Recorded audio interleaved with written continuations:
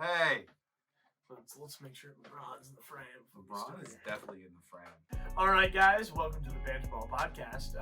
I'm here with Kyle. It's me, Korey. Hi, it's me, Kyle, and we're also joined by LeBron James. LeBron James. No Brennan this episode. He's on paid leave. So. Yeah, if for the few of you that have watched our show regularly, you're gonna notice a few differences about this episode. One is that for the first time in a while, we are back in person. What's up, Kyle? What's good? What's good? Good to see you. Yeah. LeBron. Good. Awesome. LeBron. Okay, so, and then also Brennan's not here. And then the most important change for today is that we're not going to have our strict format. This isn't really an episode of Banter Ball. This is more of like a relaxed ball. Yeah, this is like a mid-season chill episode. Yeah, we're chill. Where I would like to call it discussion only. You come here for the short little 35-second monologues followed by the discussion. Well, today we're just gonna talk. Only brownie points this episode. Only brownie points. Yes, and also, we're not gonna be punished if we don't reach 10 agreements. I don't think we even have 10 questions, so. Yeah, we're just gonna talk for a little bit. And it's gonna be a great time. Also, sorry if the noises in this room are odd. I can touch the ceiling with my hand. It's really impressive. Yeah, I mean, this is not the same setup as Brennan's basement. Brennan's basement with the bourbon bottles and stuff behind. But we do what we can while he is gone. While he is in Miami. So, yeah, he is. Yeah, ironically, yes. So yeah, all right. So we're gonna get things started today. Kyle, if you want to set some timers just so that we can have some general guidelines for what we're talking about. But while you're getting that ready, let's talk about one of the big headlines of this week. We're gonna talk about the NFL schedule that just came out yesterday as we're filming this.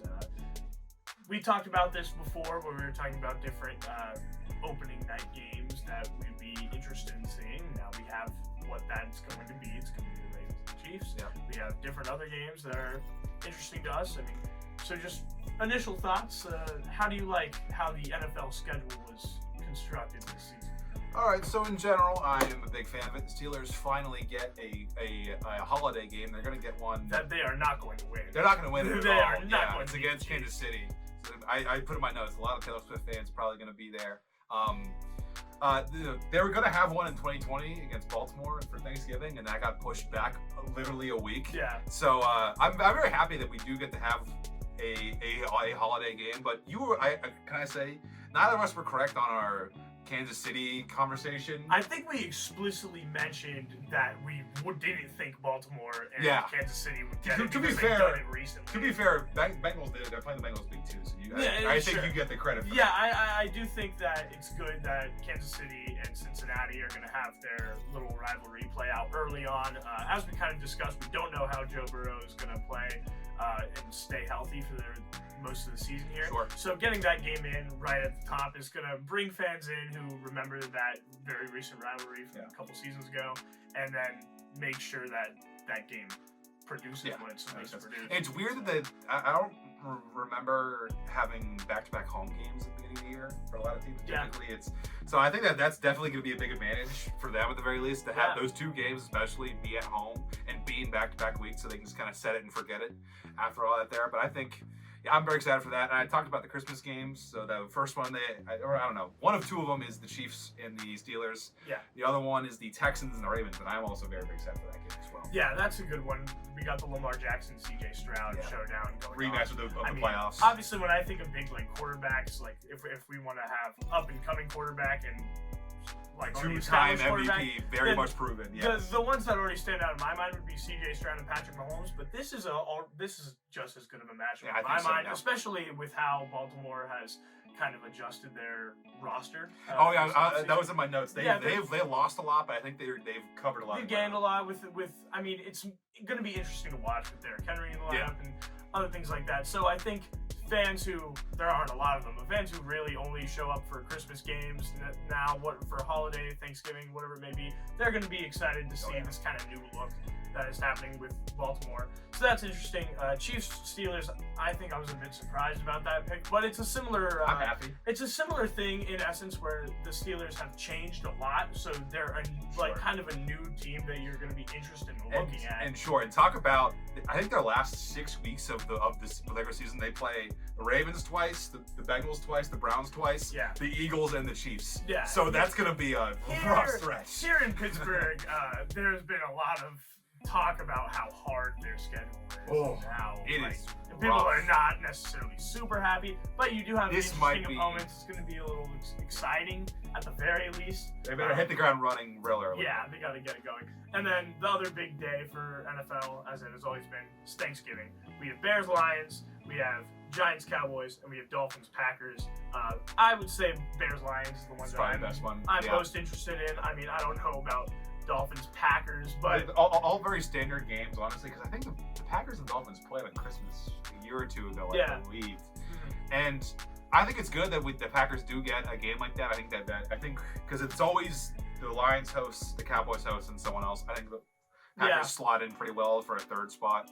Yeah, and I think the Dolphins, no matter how up and down they may be this upcoming season, which I think they're going to have a pretty inconsistent year, I think they're an exciting team to watch. And it's going to attract a lot of people, I think. Especially with the Thanksgiving day, there's going to be a bit more excitement, and I think that's a perfect situation for Tyreek Hill to be in. So, totally. I mean, good team to have there. And then Giants-Cowboys, I can take it or leave it, but... Cowboys always typically play well. Yeah. We'll see how the Giants do.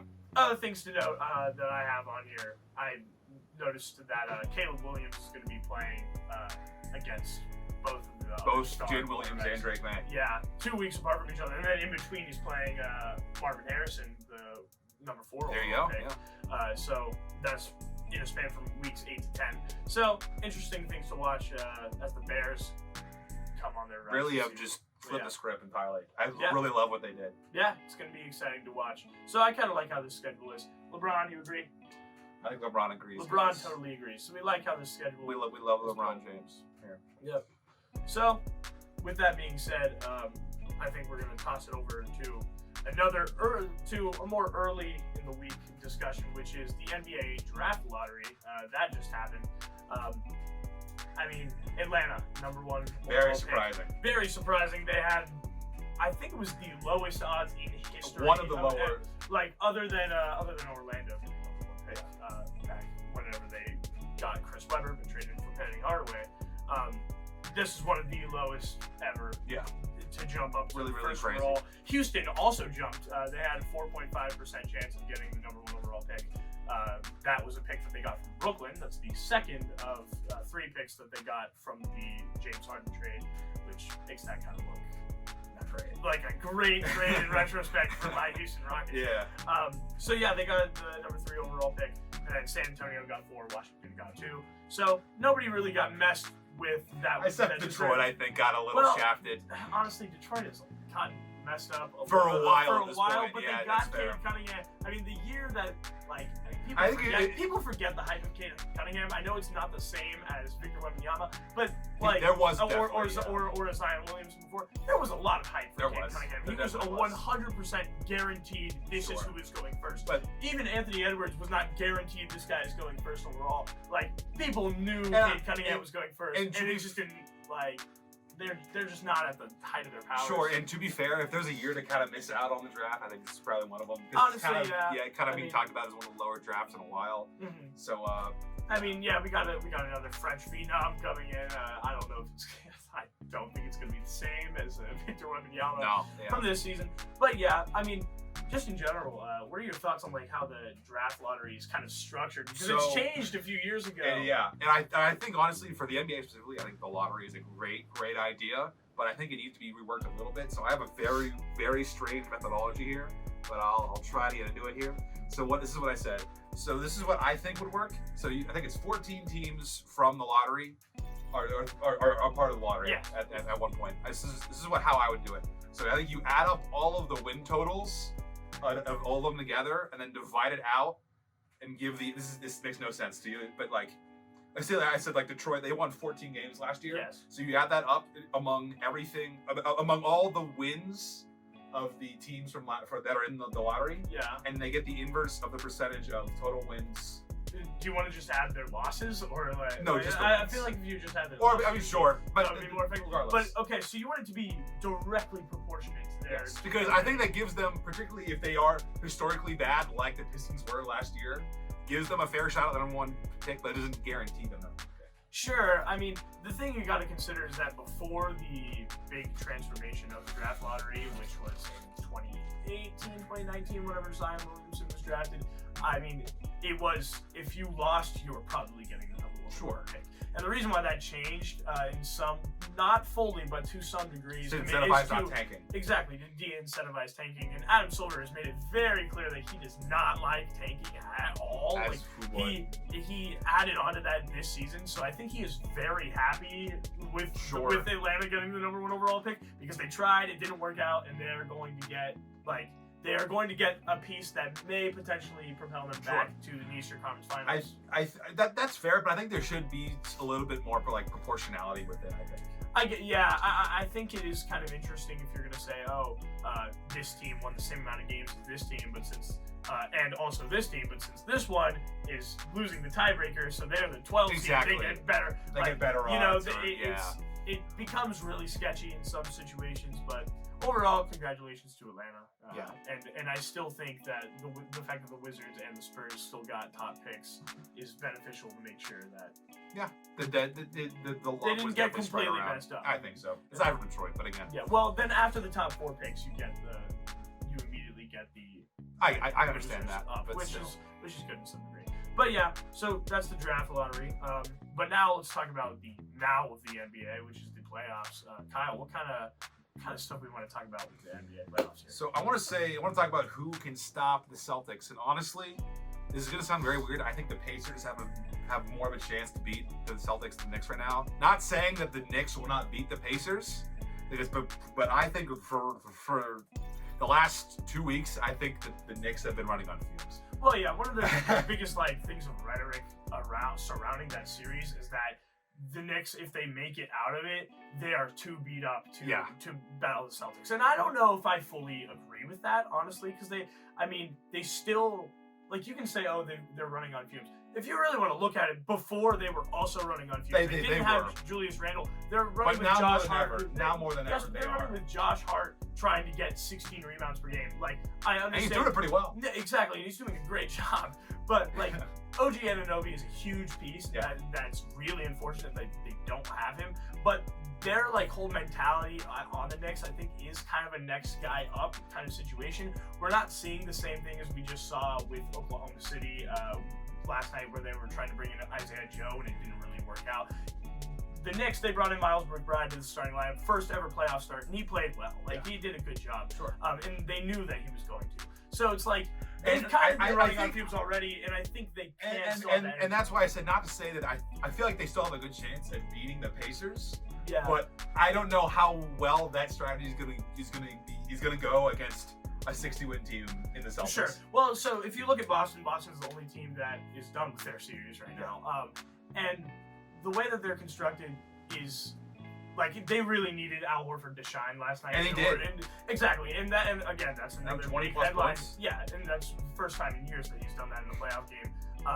And the reason why they needed him to shine is because they don't have Porzingis right now. Yeah. If they bring Porzingis back, then Boston's identity is a little bit of a bigger team with kind of an interchangeable backcourt, front court combination of Jaylen Brown and Jason Tatum and Drew Holiday and 100% in the backcourt. But they have a few different positions. I feel like that's kind of been their identity for most of the season. Exactly. They're very interchangeable in a lot of ways, and then they have Drew Holiday and they have Kristaps Porzingis on other ends, and then in between they've got shooters, they've got whatever they need to be, right? So, that's not an identity that I think the Pacers are made to play against. Yes. Because the Pacers are a team that runs a lot on momentum and energy, because a lot of their role players are guys like Obi Toppin, who are going to come out in transition, maybe get some dunks, but not things like that, or they're shooters, and then if Andrew Nembhard is shooting threes and it's falling, whatever it may be,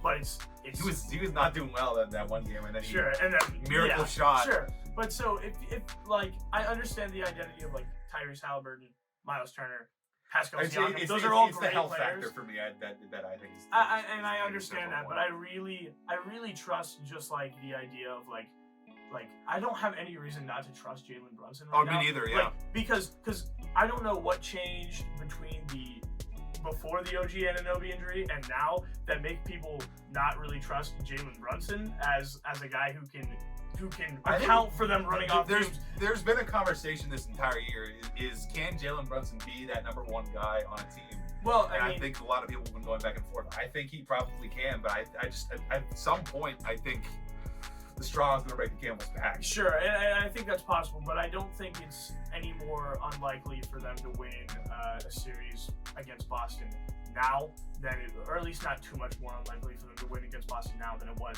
pre-OG injury. Like OG is a piece that is key for consistency, but consistency was never the identity of what's making the Knicks have this great playoff run right now. Yeah. It's the 40 point a night for Jalen Brunson. It's the 18 rebounds from Isaiah Hartenstein, who is, by the way, I like watching Isaiah Hartenstein get rebounds. Like it's actually he just comes in and gets it. But yeah, so I would say I would take the Knicks over the Pacers. There's a difference between I don't think the Celtics who I think matches up well. I don't think the Celtics are going to get stopped until the NBA Finals. I agree. Yes.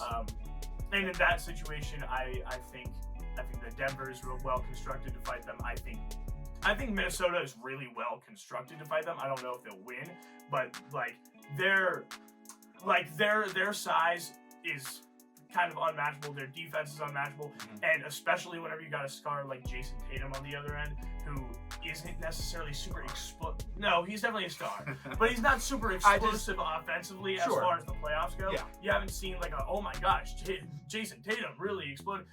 And they haven't really needed it. But I think that I think they played Miami in the first round, who had injuries, and they played Cleveland, who by the end of the half had injuries.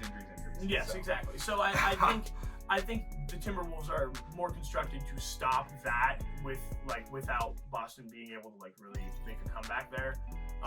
Than maybe a Mavericks team would be, even though Dallas is great defensively. But I think again, it's a different question between what team you think is better and what team matches up against them well. Yeah. I really like the way Minnesota matches up against Boston, but I don't know if I don't know if in a vacuum, if Minnesota is made to win a championship right now. I agree. As great as they've been doing. But I think they match up really well. By sweeping the Suns and putting two against the Nuggets. 2 games on the Nuggets early. No disrespect to what they've done, because they've done an incredible job. It's going to maybe probably take another year. Yeah. And without getting too far into it, the other side of this series is the Cavaliers. As you said, they were kind of banged up towards the end, but one of the biggest things that revealed is that Darius Garland is a guy who can kind of take over, who can score on his own.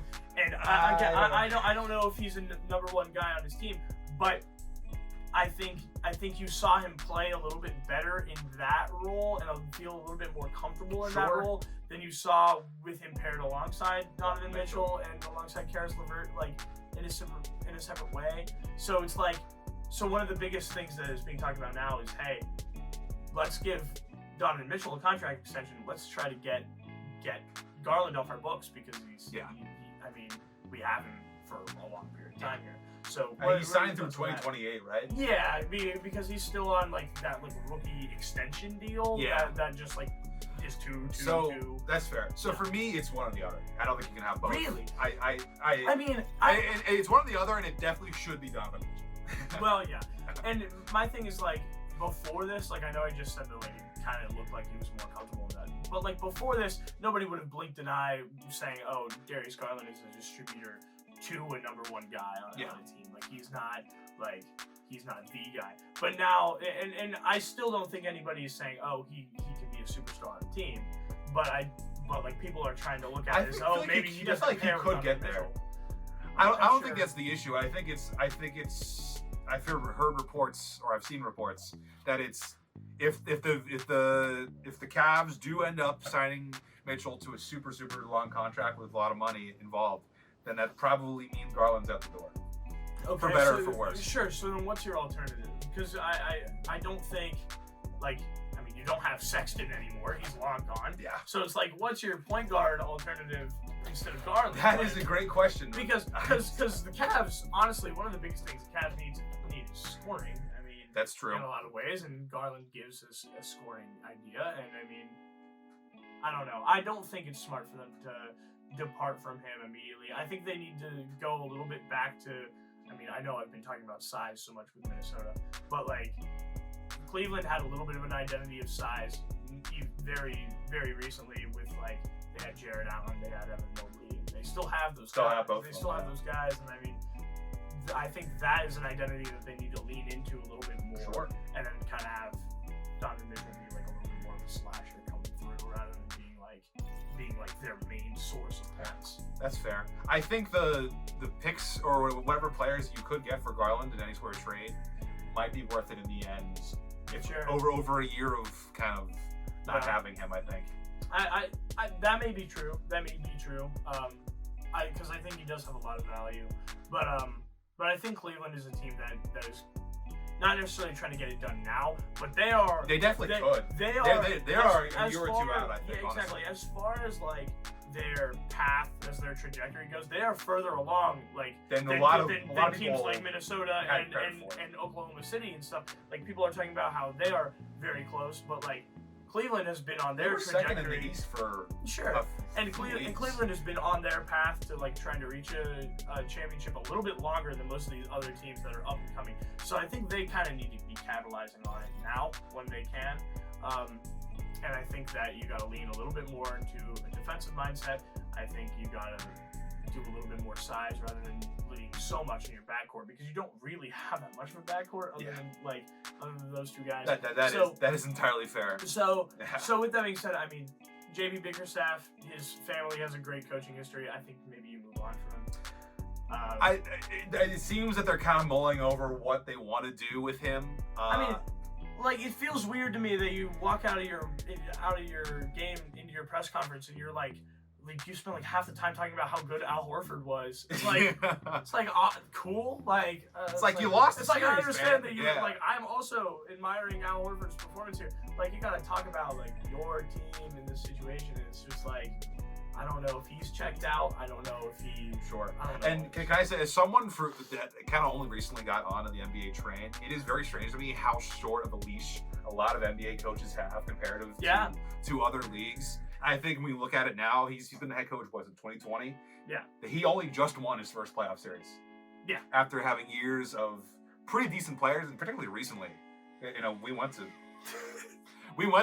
game one last year against the Knicks. It was sad. It was sad to watch. Yeah, because they obviously have a lot of great players, but just there's something like there was the no Cons reason. weren't turning There as was fast no as they could. because last year they did have kind of their big identity and their identity of like size and stuff. Even in the court, they were like, oh, let's like talk about Jared Allen and Mobley rebounds or whatever. They had like a stat for it. They did, yeah. And they played back the Knicks were out rebounding them. Like it was very sad to watch. Like it was very weird. But yeah, like you said, it's like he hasn't really taken the next step playoff wise. He hasn't really changed their trajectory as a team. So I wouldn't be surprised either way at this point, though.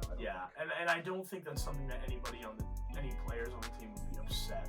No. I mean, maybe they have great connections with David Bickerstaff, but I think like in the way that their wins have been, the fact that they're kind of like stuck in this identity of being like a 4 or 5 seed now, like I don't think that's something you want to stay in. Like I don't think you want to become the. You don't want to be the 4 seed every year. You don't want to become the Indiana Pacers of old that are just here consistently for like 3 or 4 or 5 seeds. Like maybe one playoff series. And they're not there right now. They're not there right now, but I think they could be if they waited out a couple more years. Sure. They totally could be. They could just be stagnant. Hey, maybe they get this guy back and we'll see what happens. That would be crazy if they bring LeBron James back. I don't even want to discuss that. So so let's just completely pivot it out of the NBA. We've spent a lot of time. Let's talk about the MLB. Nothing wrong with that, though. Yes. Well, I mean, it's an easy question, but in this past week, what's the biggest successful team that we've been seeing? I mean, Milwaukee Brewers. Brewers. Yeah, and I mean, it's one thing for a team to be playing really well, and it's another thing for them to be playing well against the Cardinals and the Pirates. And you know what the next two series are against? The Astros and the Marlins. So they have easier competition, I would argue, later down the line. But I think in general, like, I mean, if you want to talk about MLB's own like power rankings that they do every week, I mean, they rose like 3 or 4 spots, I think, like up to like 7th overall from just this week. It's like they're hitting great. They have the best. They had the best like. They hit 5 homers against Pittsburgh, I think, yesterday. Yeah, and they're scoring a ton. They're like winning games like 11-1. Like they had some great games, and they had like a bit of a comeback victory like 2 weeks ago against Kansas City. Yeah. So I mean, they're playing great, and they have like the best batting average over the past week of any team in the MLB. But do you think it's sustainable? Sustainable in terms of like. I mean, like, do you think that they can be really competitive and like a force for the rest of the regular season? From what the division is showing me right now, aside from who else in the division? In the Central? Yeah, that's Brewers, the Cubs, the Pirates, the Reds, and the whomever else. Regardless, I think those 4. Did you say the Cubs? What's that? Oh, Cardinals. Sorry. Sorry about that. We are baseball fans here. Yeah, I mean, our main baseball guy is our not main here. guy is Brennan. Yes. We replaced him with LeBron. LeBron, That's why we just talked about we love basketball LeBron for so here. long. Yes. Continue. No, I think the outlook for most of the season, even before going into it, was like it's probably gonna be either the Brewers, the Cubs, and whoopee. Look at where we are right now. They're both the only teams over 500 in the division. And the Pirates and the Reds, he definitely can compete. And a lot of people had the Reds in the playoffs as a sneaky playoff team last year, or this year. I think when you look at it, I don't think this division is gonna get any tighter than it already is. Yeah. Yeah. I mean, the floor below us.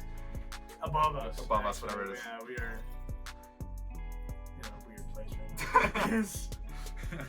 I don't think it's gonna get any tighter than it is. And I think it's kind of tight right now. You know, obviously, I think the Cubs are the Cubs are a game behind. A game and a half behind. And I mean, the Cubs have like an identity of being like pretty solid this year. Yeah. And I don't think there's a reason for that to be going anywhere. They've been consistent the past few weeks here. This is a winnable division for them, I think. For Milwaukee, yes. and for Chicago, I think they both have a chance to take it. But that being said, like, I mean, you're picking up 5 easy wins. Like we're talking about how they are 1 game ahead of Chicago right now. They just picked up 5 easy quote unquote 5 wins. in the last 7. But that being said, I mean, since these are their divisional opponents, like those are wins that you're gonna keep getting. Yeah. Like those are easy wins that you're gonna keep getting. So I think it's just a race against Chicago at that point. I think you just gotta be hitting well. Just keep like. I mean, I'm all about momentum. I mean, they lost a few, 1 or 2 of those games, and they scored pretty well. But 1 or 2 of those games, they've been pitching very well. Only 1 or 2 runs allowed. So both ends of the totem pole. And I mean, like, I love to talk about momentum, especially in sport, in like fast-paced sports like basketball and hockey. In baseball, like, I don't think there's a better example of like momentum than like a pitcher getting like a lot of like straight strikeouts, or from just like the score margin being as crazy as some of these games have been. I mean, like we saw again, like I said, they won an 11-2 against the Cardinals, 7-1 against the Cardinals. Like, I mean, 10-2 against the Pirates the other day. Like that's. That being said, it's not hard to really exacerbate the Pirates at all. But again, they're wins that you're gonna get a lot of, and you're definitely winning. Yeah, I went to a Pirates game not too long ago, and honestly, it's kind of. What I went to, they won. Well, sure, I don't know. It's an interesting thing with baseball in general. I think it's like it's very easy to like think that they have just lost hope as a team already, because like I don't know, maybe it's just the way that I think, but if you're hitting a slow grounder to shortstop, you sprint to first base. Don't just jog because I mean, like, I don't know, like I think that's kind of a team mentality thing where they're just like, I think they're just trying to go through as many innings as fast as possible sometimes in different baseball games, which I mean, that's going to happen when you're playing daily games. So I don't know. Maybe that's many games straight. I mean, maybe that's a shift that needs to change in baseball in general. There are so many games. 162. That's literally like almost double. Like other quite literally double. It's so many games. Absurd amount of games. Yeah, I mean, I don't know. baseball gets a bad rap of like being a little bit boring to watch. That's kind of the point. It is kind of the point, though. Sure, it is, but like, I mean, I think you're gonna see more intense base running and more like quick like fielding plays and stuff like that. More like stealing bases, kind of like you do in college baseball. If you're playing on a more of a college baseball schedule, where the college baseball is having maybe 1 or 2 series a week, like per team, so it's like that's why you see a lot of steals, like the steal attempts in college baseball. You don't really see that exactly in an MLB game because they're just trusting that if they try something like that, they're gonna get out. So big college ball guy? No, I'm kind of forced to watch college ball, but yeah. That's funny. Yeah. Anyway, enough ranting about. We love baseball here. Baseball. I like baseball. That's why our logo for this season is all about the baseball. We got the cross. Keep winning, Buccos. I went to the Rockies game. They came back from down 3-0. Very, very love my Buccos. Rockies. I mean, since we're in such a loose format here, I just want to talk about the Rockies. They got really nice colors. They're like purple, like branding. They're solid. They need to lean into that a little more into the purple. Like they need to lean a little bit more into that because honestly, the Rockies are a very forgettable team on paper as far as their like roster and their success goes. Particularly recently. Like I mean, if we want to talk about the literal worst team in a very competitive division, but like. I don't know. Come on, Rockies. No one wants to play there. Makes me excited to watch. No one wants to play there because it's in Colorado. I hope you understand that. No, I do understand that, but like, make me excited to watch your games, Colorado Rockies. We'll see. I don't know. Anyway, let's head over. Speaking of Colorado, where it's cold, let's head over to the ice. Where it is also cold. You like that transition? Yeah. All right, let's talk about the ice, Kyle. I love hockey. As we know, I am the notable hockey guy here, kind of. And so we're kind of handling 2 different balls here, 2 different series here. Sure. The first question I had for Korey here was, can Boston come back in the series tonight? They're down 3-2. I think they play tomorrow, or depending on how we're going up with this today. Personally, I think they can get back on track if they just start shooting the puck a whole lot more. Because the game I watched, I believe, was Game 3 against them in Boston. They had, like, I think, single-digit shots going into the third period, which is, like, absurd. Sure, It is absurd. And the two shots I saw them make, or saw them, like, shoots, went in the goal. Yeah. So, I mean, shot making has to be a priority. I mean, even on paper, like, without looking at, like, goal attempts, like, they're not scoring at all. The game that they just won, that made the series 3-2, they only scored 2 goals in the game, whereas Florida has shown that they can kind of explode for goals. The Bruins had a 6-goal game at Game 1, but aside from that, they've trailed off like entirely. Well, I mean, that was pre-injury of Marchand. Yeah. And I mean, like, I think it's.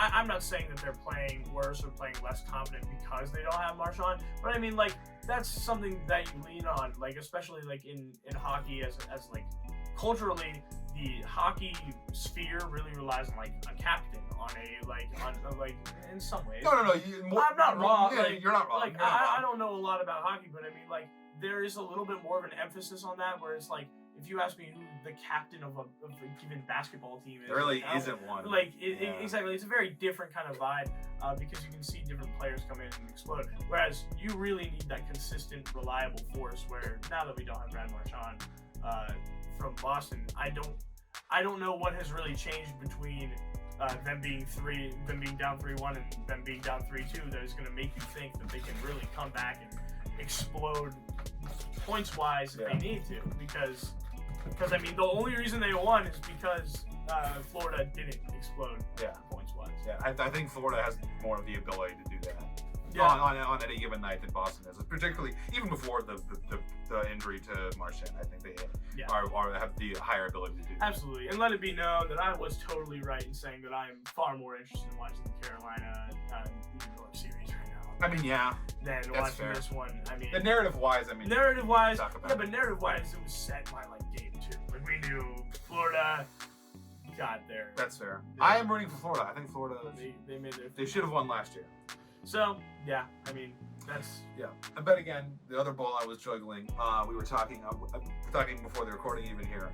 Will McDavid and the Oilers finally make it into the third round. Because if I remember correctly, I don't think they ever have. And if they have, it's probably only once or twice. And he was talked about coming into the league as like Crosby level, like generational talent. And I'm not saying he isn't playing wise, but at some point, I feel like we have to have the conversation of how impactful will he be to Yeah, I mean, in a lot of ways, Connor McDavid is he's kind of been the face of hockey. Yeah, I would say if you were to go up to a random person on the street and say name a hockey player aside from Crosby, McDavid's probably your second guess. Kucherov, maybe like that. I mean, there are some other guys that are definitely known, but like Connor McDavid is like he feels like he's been in the league longer than he has been. 9 years, right? 8 or 9 years. But honestly, I don't think them losing right now is necessarily saying that it's over for his legacy or anything, because again, he's really brought attention to the sport. Fair. And he's had a lot of coach turnover. I think he's had 5 coaches since the start of his career at Edmonton, which is insane to me. Exactly. I mean, again, like he's been around for a few years, but like his notoriety is kind of on the rise as far as like awards go. In the past few years, he's been winning more scoring titles as of recently than he was before. Sure. I mean, and he's surrounded by some of the best goal scorers like Draisaitl. Exactly. Everyone else like that, yeah. So I mean, I don't think the momentum is done for Connor McDavid. I think this, honestly, if out of any year I can think of in the last however many years, this could be it. I think this Vancouver team that they're playing right now is honestly like lightning in a bottle-esque for me. I think they do have some good players, but if you want to look at the more consistent, older team, more experienced team, it definitely is Edmonton. And going into the Western Conference Finals, neither, honestly, of Dallas or Colorado really scares me. Yeah. I would say. I think Dallas is solid, but I don't know. I really like Dallas coming out of the regular season, but now it's just like there's a lot of momentum that is just taken down. They lost both games at home to Vegas to start off the series. Sure. Yeah, so really rocky start. Rocky start for Dallas, and then I think they're playing Colorado well. I think they lost last night, but I think they're probably going to end up ultimately winning that. And even if they don't, I don't think Colorado can beat Edmonton. So I think this could be the year for them. But if they don't, after year of I think suffering, kind of like how I put in my notes, the Jason Tatums of the NHL, kind of similar to how the Bruins have gotten there. Have gotten pretty darn close for the last half decade, or more. But I think in the same breath as Jason Tatum, like you gotta get like just because he started with success very early doesn't mean that his expectations should be any different from a young player who is that's fair. I mean, I think now is where he needs to be winning. Jason Tatum is still 18, so. So yeah, I mean, I think maybe some changes need to happen in Edmonton. But yeah. I'm excited. I hope the Oilers. I hope a team from Canada. I want to say either one of them does win. I said it's been like 30, 40 years at this point. So yeah. Well, good discussion, Kyle. We've had a great talk today. If you wanna, shout out to LeBron. If you wanna join into the discussion, you can do that probably easiest on Twitter. You can add us on Twitter. I understand that we haven't necessarily posted a ton there, but that's all about it. It's a discussion platform, I would say. Is what Twitter is, or X is what it is. Twitter. So yeah, if you have anything to say, we'll chime in on our own separate accounts or whatever it may be, and tag us there. Share, post, have discussions in your own life based off of the different conversation starters we've had today. Heck yeah. But and then we'll be back next week with our really fast, quick, exciting format. We'll see. Hopefully. 100%. I don't know. 98.7%. Yeah. We will be in. Not 100 to go. But pretty damn sure. Pretty damn sure. So with that, we're gonna sign off today. Follow us on Instagram, Twitter, Spotify, TikTok. iHeartRadio. MySpace. Yeah, okay. So Google Plus.